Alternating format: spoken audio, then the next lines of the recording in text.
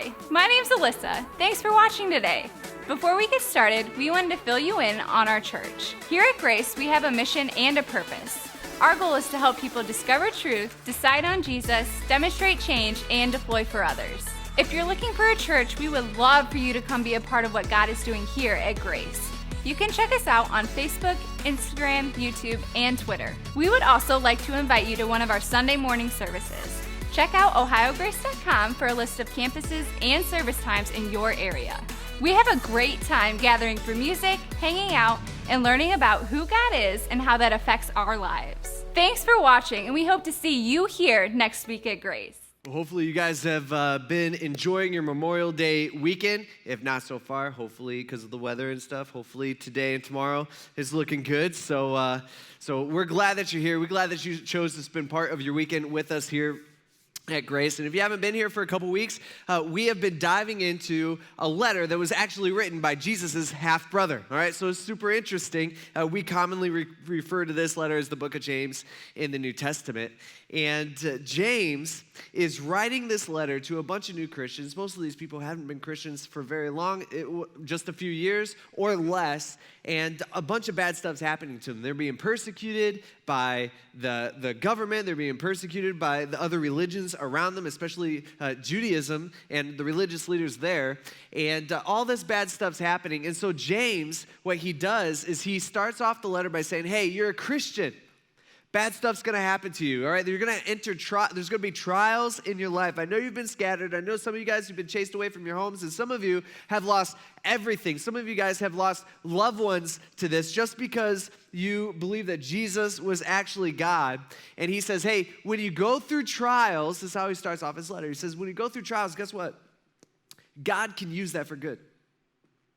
All right, God can use the bad stuff in your life that you have to struggle through and that it's just a pain and it's hard and it's uncomfortable. God can use that to help strengthen your faith in him. And there's one thing that you could do if you want to. What you should do really is you should also ask God for wisdom, because that's probably your best resource or your best weapon when it comes to having trials and bad times in your life. So he talks about that. We talked about it. And then, but trials aren't the only thing that's going to happen to us, right? Like that's not the only thing that's going to enter our life.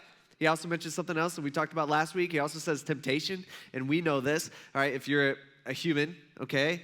Temptation is something that hits us all the time from all different angles. Temptation is a huge part of our life. We're constantly needing to resist temptation, and that's exactly what James tells us to do. He says, hey, when temptation comes into your life, because that's exactly what's going to happen, he says, guess what?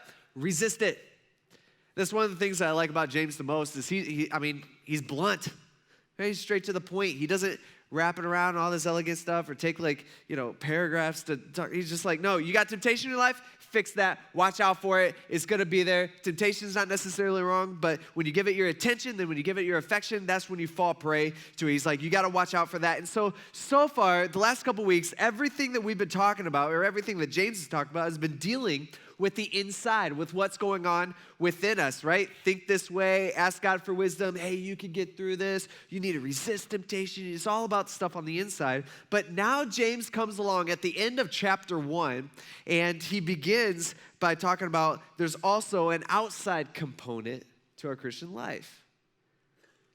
And that's action. And it matters. And really, when we're following God, there should be some results in our life that, like, we're following God on the inside. It results in action on the outside.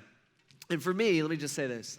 For me, one thing that I've noticed is that when I'm actually busy living life God's way, okay, for me personally, it makes getting through trials and resisting temptation so much easier. It just does, right? I don't know. I'm sure that this seems like that would be how it is for everybody, but that's something that I've learned in my own life. And it's almost like I could get distracted by working for God. And we all understand what we're supposed to be doing for God, like our work, like our mission, our job. We get that?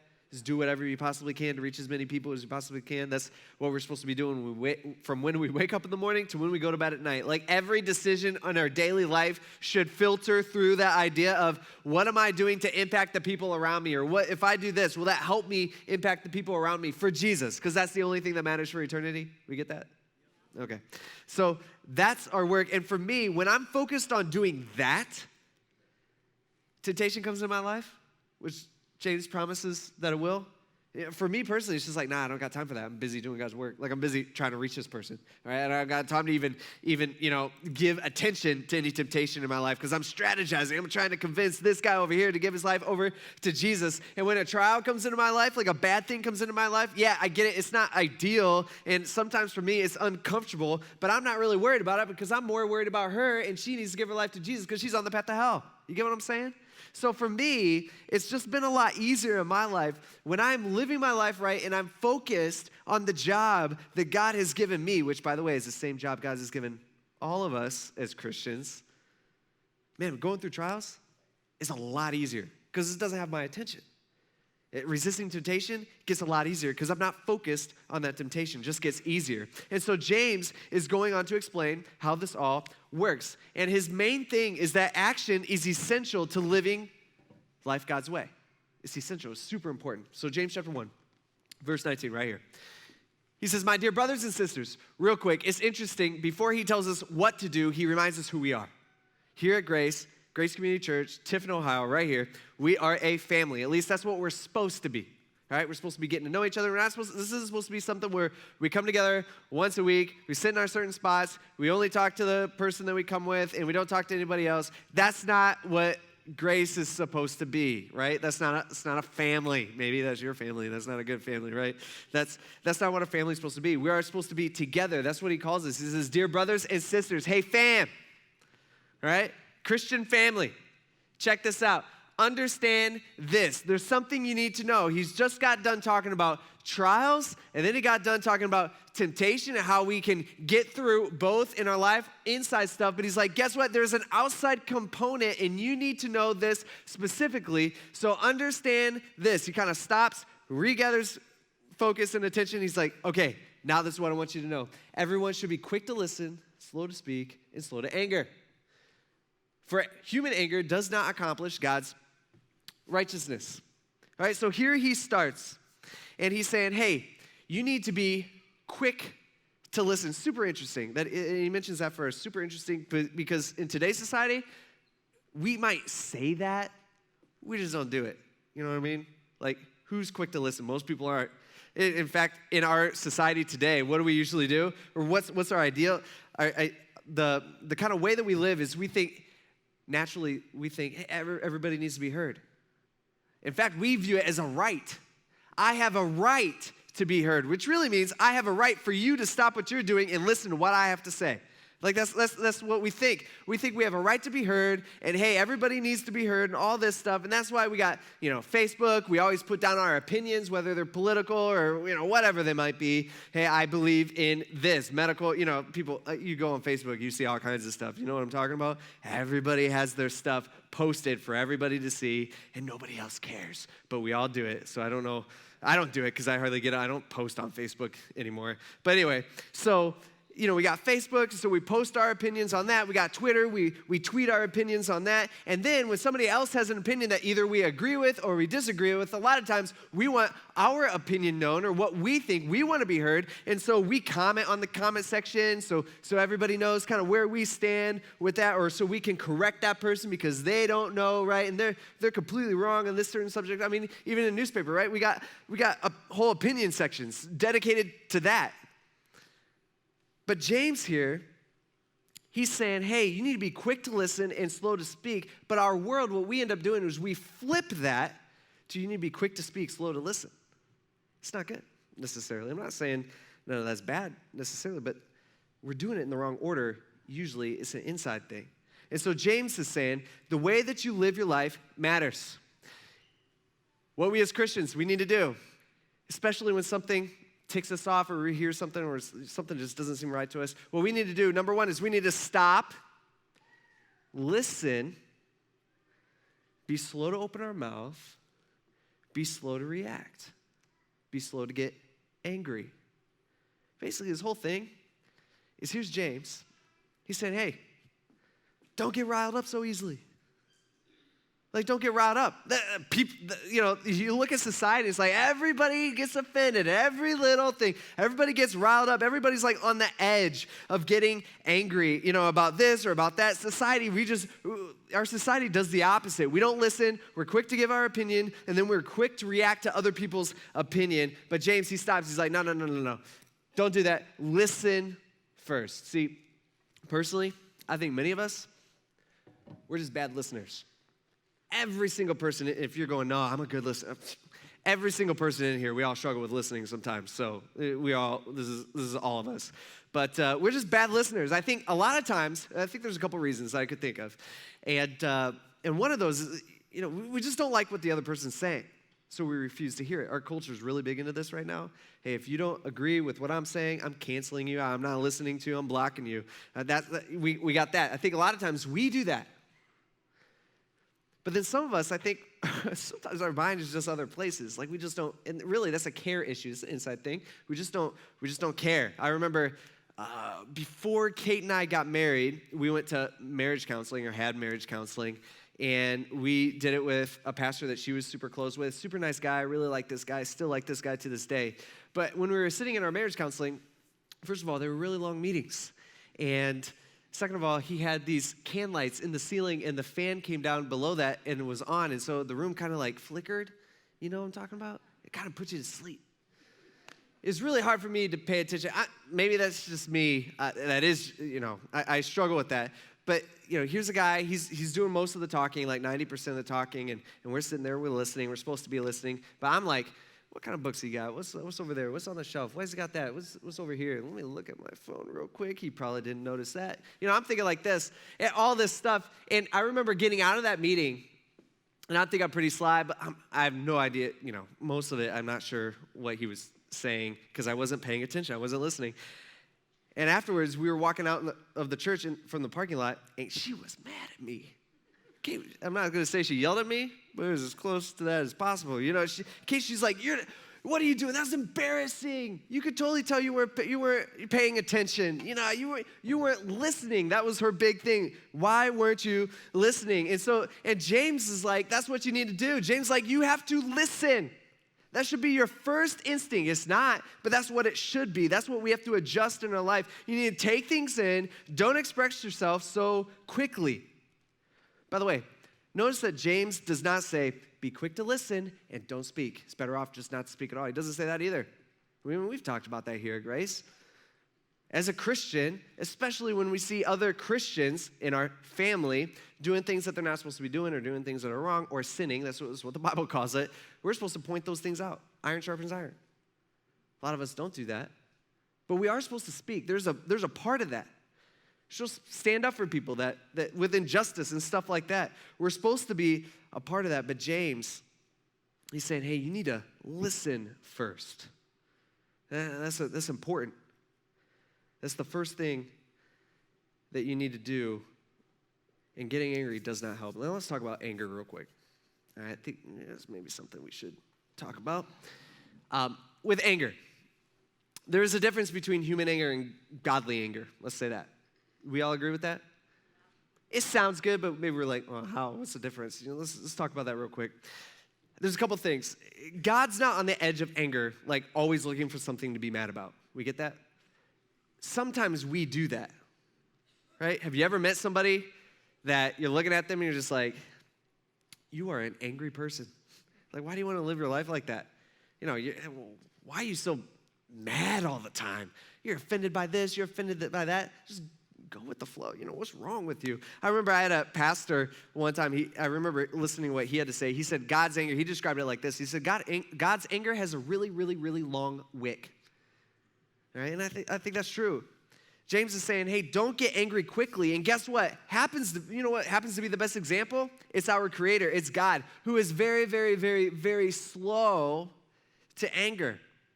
And I think some of us, maybe in here, we're pushing back a little bit on that. Like, whoa. Like, shouldn't we be angry when we see something wrong or we see somebody doing something wrong to somebody else? Or what about injustices and all this stuff? And I just want to point out to you, I just want you to remember, God sees everyone. Right? God sees way more than what we see. He sees all kinds of He sees every terrible thing that happens to every single person, but he's still slow to anger. It's just interesting. And then when God does get angry, he does not stay angry like we usually do. Right? Some of us, we're just enraged. We just get mad. And God's not a God who's enraged at something and he's off in the corner just like, I can't believe they did that again and again. And that's not who God is. A lot of times that's what we do. James is saying that does nothing. When we're just mad or we're just angry all the time, we're offended by all these little things that are around us, and there's, let's be honest, really nothing that we could do about it. James is like, that does nothing. That's actually worthless. It's worthless. Why live your life like that? So we need to be slow to speak and slow to anger. And then on the flip side, we need to be quick to listen. And the main thing that we should listen to is what he says next. He says, therefore, ridding yourselves of all moral filth and evil that is so prevalent. He's like, we get this right. Our world is just bad. We live in a bad world.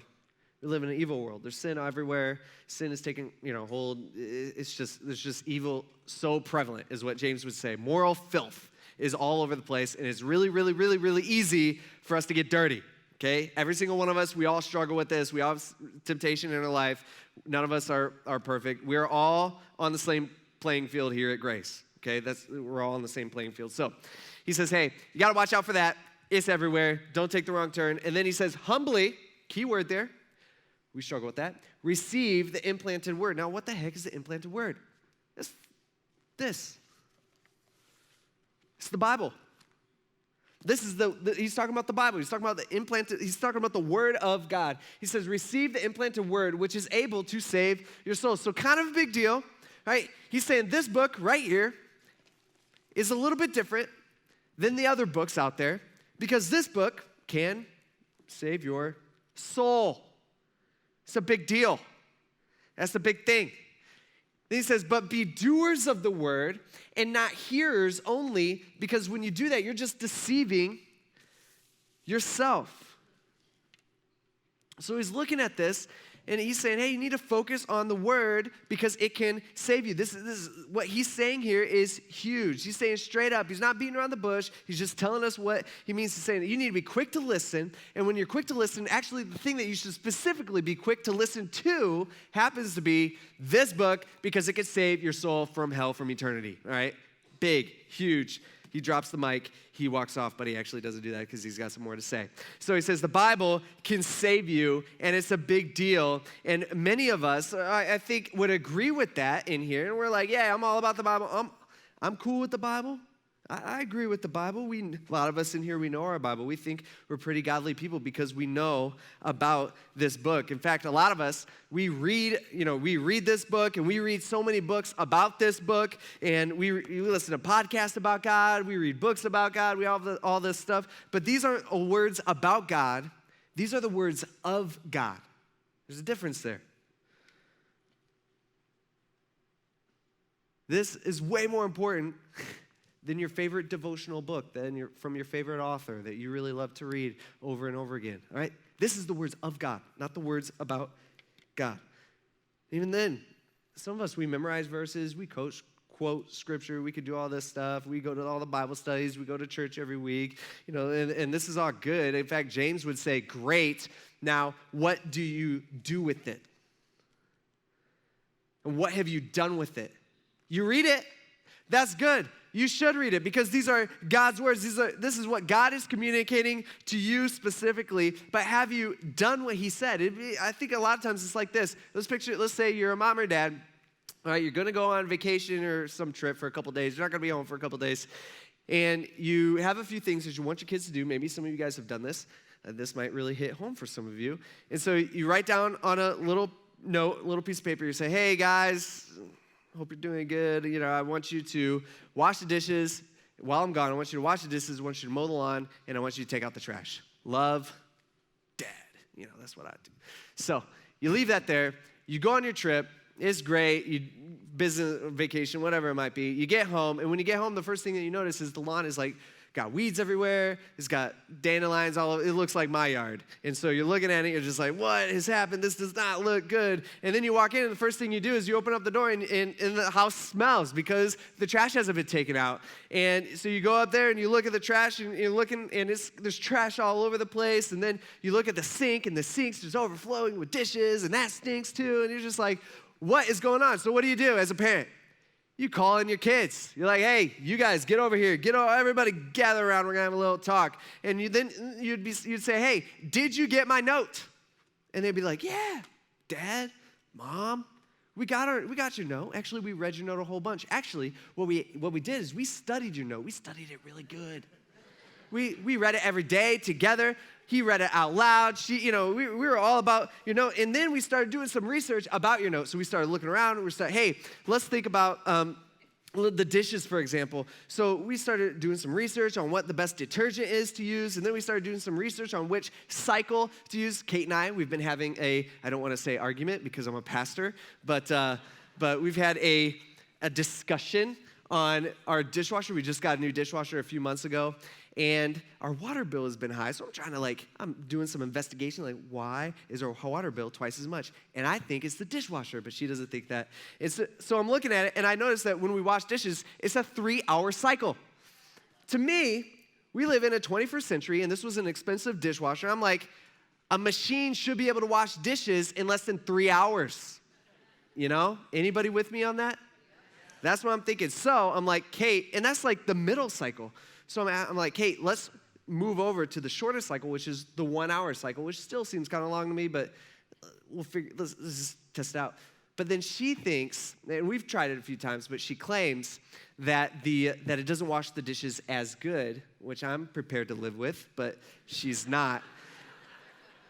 And so your kids are telling you all about the cycles. Like, hey, Dad, there's some, if you do this cycle, this might be the most economic way to do it. And you got this and this and this and all this type of stuff. 3-hour, you really want the 4-hour cycle. That's the best one, Dad. We're going to do this. And then they're coming up with all these tricks that they learned on Google, which is what I learned this week. If you turn on the faucet, which I would never do because I'm cheap and I don't want to waste money. And so you turn on the faucet, you let all the cold water run out. Then you get the hot water to the dishwasher. And so the whole cycle is hot water, and that's really good. It cleans your dishes way better. And then, Dad, we started looking at the trash and started trying to figure out some ways that we could do the trash faster and better. So we're going to recycle some stuff. We're going to compost, whatever.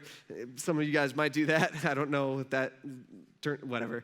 Moving on. And we looked at like the trash bags and what's the best trash bags to use that they won't rip and you pull it out, and there's all this stuff. And then with mowing the lawn, Dad, we learned that we're doing some research on that, and the best height for your grass is 2.5 inches. And so we should be keeping the grass at that height, and the best time to mow is between 8 a.m. and 10 a.m. because that's when the dew is like slowly drying, but the sun's out, and so that's the best time.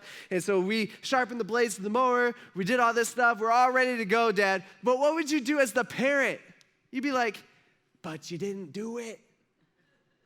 It's worthless. I don't care if you know all this stuff about cycles and trash bags and composting and grass. If you don't do it, it's completely worthless. See, sometimes I wonder if that's how God feels when he looks at us. See, I think most of us in here, let me say this, I don't know where everybody's at. We're a new church, so it's hard to judge. But I think most of us that come to church here every week, right? We're Christians, and some of us, we've been Christians for a long time. I think most of us church people, I think we know a lot more about the Bible, and it doesn't match up with than what we do. Like the two different levels. We have a knowledge about the Bible that's up here, but but what we actually do with it is like here. And this is what James is trying to point out to us, church people. He's saying, hey, those should be the same. Your work isn't, I need to learn more stuff about the Greek and Hebrew and all this stuff. No, your work is here. You got an issue with the doing part. That's what you need to fix. See, we've turned Christianity into academics, but it's not supposed to be academics. It's supposed to be a lifestyle. We've turned Christianity into a bunch of information, but Christianity isn't information, it's transformation. All right, they're different. Jesus even points us out one time. One time he's talking to religious leaders, and these guys were crazy. We've talked about them a whole bunch. They had rules to keep them from breaking God's rules. They had rules to keep them from breaking the rules that kept them from breaking the rules that kept them from breaking God's rules. Okay, so they had all these rules, all these stipulations about everything. They had thought through, they had hundreds of years, so they just added rule, and they had all this stuff. These guys had the first 5 books of the Old Testament memorized, so they had all of this memorized. I mean, it's crazy. I can't even memorize. I find it hard to memorize a verse. And these guys, they memorize books, not even like fun books. These are like the hard books, numbers. They memorized all this stuff. They had it to memory. And so Jesus points this out in John chapter 8. He says, I know you are descendants of Abraham. Jesus is pointing, he's looking at him. He's like, I know you have everything memorized. I know you're really, really, really, knowledgeable on the Bible. You know all this stuff, but you are trying to kill me because my word has no place among you. He's like, yeah, you have all this knowledge about the Bible, but you don't do it. You're a hearer. You're not a doer. Now, I'm not saying studying the Bible is bad. By no means. I'm saying studying the Bible alone is bad. James is pointing that out. He's saying, man, you got to do what it says. Otherwise, knowing all this stuff is worthless. He gives an example. He says, but be doers of the word and not hearers only, deceiving yourselves. Because if anyone is a hearer of the word and not a doer, he is like someone looking at his own face in a mirror. For he looks at himself, goes away, and immediately forgets what kind of person he was.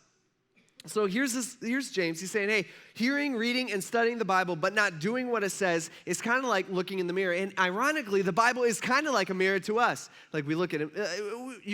We all use mirrors usually when you're getting ready. All right, some of you guys probably should use it a little more often. We all use them? Okay, maybe it's not the highlight of your day. I get it.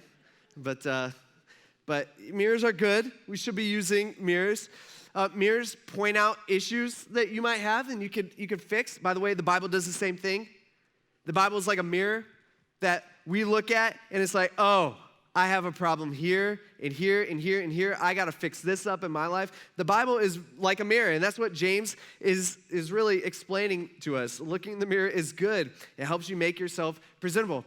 I should probably look in the mirror more often. I don't do that enough. I realize sometimes as I get to work and I just happen to glance at myself and I'm like, oh, shoot, what's going on here? Yeah, just a few days ago, I was driving here and I'm driving to work, and I noticed in my rear view mirror, I'm not even like looking at myself, I just noticed I had this like giant zit on my like up above my lip. I'm like 34 years old. I should be done with that by now, but here I am, so I'm trying to do, whatever. I don't want to gross you guys out, but I had to take care of the thing on the spot. Yeah. So that's what the mirror's for. It points out things that shouldn't be there. A few weeks ago, I've been working at this. I was working at this old building. I was up in the attic. There's like spider webs everywhere. It's just crazy. It's like arachnophobia type stuff up there. And I had to go to Lowe's, so I'm running to Lowe's. And people are kind of looking at me a little bit differently. And I got a hat on. I'm like, well, what's the deal? And I end up going to the restroom at Lowe's, and I'm washing my hands, and I just happen to glance up. They got a big mirror there. Glance up, and I notice I got this giant, like, black, I think it's like cobwebs just, like, spun together, draped across my entire hat. This thing is huge. It looked like a giant, I don't know. It's like the size of a cucumber. I don't know how to explain it. Just this giant thing on top of my head that's walking around with me, that people are looking at, and it's that type of thing. That's what a mirror does. It points out the things that shouldn't be there, like that, and I had to, do a whole bunch of stuff to get that off. But James is pointing that out. Looking in a mirror is good. That's a good thing. But if you completely forget what you look like, or if you don't use it, you look in the mirror and you don't recognize anything, James is just pointing out, he's like, what's the point? Why look in the mirror? Why even have a mirror? If hearing, reading, and studying the Bible, that's good. But if you don't do what it says, what's the point? Who cares what you know? Why even read it? James is pointing out, he's saying you need to do both. In the Pinkerton household, we have 3 kids, and they're crazy. Okay, all 3 of them are crazy in their own weird way. And sometimes I get home from work, and the one thing that I want to do, and we'll eat, and then I just want to sit on the couch and like watch a game, at least a part of a game, not even a full game. Just give me like 30 minutes of watching some sports. Okay, that's what I want to see, some preferably football, but college basketball I can make an exception for. So I'm sitting there, and a lot of times I'll sit there. This happens more than it should. And I'll grab the remote, and first of all, you can usually tell when you pick it up because it's light, and you're like, oh, the batteries are gone. And the cap's not there anymore. Any of you guys ever struggle with this, where it's like, where'd the batteries go, especially with little kids? And so it's like they give you a scavenger hunt for free. You don't even have to ask for it. They set it all up for you. And so you're like looking around, I'm looking under the couch, and I can usually find, 1 battery. But for some reason, because my remote takes 2, it's like the second one is always hidden better. I don't know why that is. It rolls under something. It's just more difficult. And I've tried it. You take the remote, you pop in 1 battery, and you're like, it doesn't work. Why don't they make it where just one, it only needs a battery. It's a remote. How much electricity does it need? But 1 battery doesn't work. A remote with 1 battery, I've learned the hard way, does absolutely nothing. You might as well not even have a remote. That's what James is kind of explaining. He's saying it takes both. You have to have both batteries for the remote to work, and you have to do both to make the Christian life work. You have to hear the word, and then you have to do it. It takes both. Only having 1 down in your life is worthless. He continues in verse 25. He says, but the one who looks intently into the perfect law of freedom. Now, what's the perfect law of freedom? It's the Bible. Okay, he's just describing this. Okay. One who looks intently into the Bible and perseveres in it, meaning listens to it. That's what we're supposed to do. Listens, soaks it in, and then does what it says, perseveres, is not forgetful here, but who is a doer of works. This person will be blessed in what he does. He's saying it takes both. You got to do it. You have to do both. Next verse. Yeah, all right. If anyone thinks he is religious, now what was he talking about here? The thing you got to know about the New Testament is usually when the New Testament uses the word religion or religious or anything like that, it's usually in a negative context, which is interesting because probably the whole world outside of church would view Grace Community Church as a religious place. But the Bible's like, nah, or the Bible as a religious book.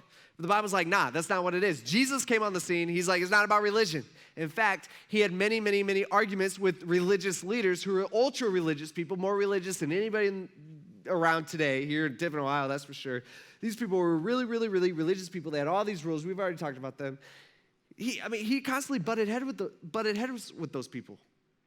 And so here's James pointing out, he's like, if anyone thinks he's religious, like you think you're a good person, you've done a bunch of good stuff, you have all these rules that you follow in your life, and you look at yourself, you're like, wow, I'm a pretty good person. I've done this, I've done that. I go to church, I've been baptized, I take communion, I do all this stuff. He says, if anyone thinks he's religious, but without controlling his tongue, and what's he talking about there? You can't control what you say, meaning you complain, you put somebody down, you talk negative about people, that type of thing, gossip, huge. You can't do that. It's interesting what he does here. He's talking about religious people. And again, this is a negative thing. And there's a lot of people who view themselves as pretty religious. And what James does is he goes into the bucket of sin that we all struggle with. And he just reaches down in there because there's a bunch of different sin that we're all dealing with, every single one of us, including myself. And he just picks one up. He's like, oh, controlling what you say. And it happens to be one that we all struggle with probably the most. Like that's probably one of the biggest things that we struggle with is controlling what we say. And he picks that up and he's like, hey, you think you're pretty religious, like you're a good person, but you can't do this. Control what you say. He says your religion is useless. Is useless. And you're deceiving yourself. He's like, good for you. You think you're pretty good. Your religion is useless, and you're just deceiving yourself. He says, you think you're pretty religious, you know a few things, you're pretty mature, you've been a Christian for a while, maybe you're here every week, you go to all the Bible study. He's like, hey, I want you to listen in here. You are vulnerable. You specifically are vulnerable to what James is talking about here today. It's so easy to become a hearer and not a doer. Meaning it's possible to sit in church each week and completely miss it. And to be honest, I think Satan is pumped when churches are packed out to hear the word, and then everybody gets up after the service and we walk outside these doors, and then we do nothing, but we feel accomplished. We're deceived. I mean, we're just lying to ourselves. James is saying, hey, this is what real religion looks like. Interesting. Again, play on words. Usually it's a bad thing, but here he kind of shifts it into a good thing. He says, pure and undefiled religion, like real religion, if that's what you want to call it, before God the Father is this. He says to look after orphans and widows, which we as a church do, and in their distress, and to keep oneself unstained from the world, which is super key here. Have you ever been at a restaurant where you've spilled something on yourself? Nobody? I'm the only one? Okay, all right. This happens like every year for me. I don't know. I don't go out to eat that often. Well, besides Burger King. But anyway, moving on. So, sometimes this happens to every single one of us. So what do? When we spill something like ketchup or whatever on our shirt or our pants, we take like a napkin. This is what I do. Maybe you guys have your Tide pins. You're like, done. But I don't do that. I don't have that. And so I take a napkin, dip it in water or something, and I try to scrub it out. And what ends up doing, you usually spread it, Like it gets, I don't know what the word is, dimmer? I don't know if that's right. But it gets bigger, And so it's that. That's kind of what religion is. Religion is just us doing all this stuff. What is religion? It's following all these rules of do's and don'ts of how to get to heaven or how to impress God, right? He's saying religion, is us trying really, really, really hard to cover up the stain that's actually there. And when we do that, because we're trying hard, we're working it in, we just end up grinding it in deeper. And so James is saying, hey, you need to focus on the word. You need to hear it, but then you need to act on it. And so that's my question for you today. This morning, this week, Memorial Day weekend, are you sure you're doing both? Are you doing both? I get you might be doing one. I get you might be really, really, really good at one. But are you doing both? Are you in your Bible? Are you reading? Are you studying? Are you learning? Are you listening? And then does that show up in your life with action? Meaning, do you do what it says? See, so many of us, we do one and not the other. Some people, we don't get in the Word, but we generally live a pretty good life. My middle child, Wes, when he was a toddler, I guess, but when he was a toddler, we couldn't get him to feed himself. You get it? How much easier it is? You guys, a lot of you guys have been parents or are parents where your kids can hold their own bottle. It's just so much easier. It just saves you a bunch of time. Wes wouldn't do that. He was uncooperative as a toddler, and I don't appreciate that about him. But my other kids are good. My little daughter, Lizzie, from early age, she'd take it, walk around the house, drinking her bottle. Everything was good. But Wes was like, feed me. That's what a lot of people are as Christians. See, there's many people, and some people here, that the only time that they get in the Word is here at church on Sunday morning. This is the only time. You get the verses, you go through the verses that we talk about, which is 4 or 5, 6 verses, a week. But for the rest of the week, you don't feed yourself. The only time you eat all week long is here on Sunday mornings. And you refuse to pick up this book and you refuse to feed yourself. And you might have a bunch of good reasons that you think are pretty good. You're busy, you got all this stuff.